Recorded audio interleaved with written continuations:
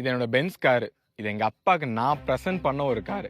இது நான் புதுசா வாங்கின 33 லட்ச ரூபா டுக்காட்டி பைக். இதெல்லாம் உண்மையாலுமே எப்படி வந்துச்சு தெரியுமா? 2015ல காலேஜ் படிச்சுட்டு இருந்தப்போ பைக் மேல ஆசை வந்து எங்க அப்பா கிட்ட போய் பைக் கேட்டேன். அதுக்கு எங்க அப்பா வந்துட்டு படிக்கிற வேலையை மட்டும் மூடிட்டு பாரு அப்படின்னு சொல்லி அனுப்பிட்டாரு. பட் இந்த பைக் மேல இந்த கிரேஸ் வந்து குறையவே இல்லை. அதனால என்ன பண்ணேன் அப்படின்னா காலேஜ்குள்ளே டிஷர்ட் விற்க ஆரம்பிச்சேன். 30 நாள்ல கிட்டத்தட்ட 25,000 ரூபாய் சேர்த்து பைக்கு டவுன் பேமெண்ட் கட்டி பைக்கையும் எடுத்துட்டேன். இதனால பிசினஸ் மேல பயங்கரமான ஒரு இன்ட்ரெஸ்ட். அதனால வந்து காலேஜ் குவிட் பண்ணிட்டு வெளியில வந்ததுக்கு அப்புறம் தான் தெரிஞ்சு செருப்படியான செருப்படி. அப்பதான் வந்து இந்த பினான்சியல் மார்க்கெட்ஸ் பத்தி எனக்கு வந்து தெரிய வந்தது. ஓகே, இதுக்கு நல்ல ஸ்கோப் இருக்க மாட்டேங்குன்னு ஒருத்தனை நம்பி எல்லா காசையும் தொலைச்சிட்டேன். சரி, இதை இன்னொருத்த நம்பி பண்ணாதானே வருது, நம்மளே பண்ணுவோம்னு சொல்லி பண்ணி மேற்கொண்டு 5 லட்ச ரூபாய் லாஸ். பட் ஆனா அந்த டைம்ல வந்து என்கிட்ட இருந்த பைக்கு, போனு, கையில இருந்த எல்லா காசுமே போயிடுச்சு.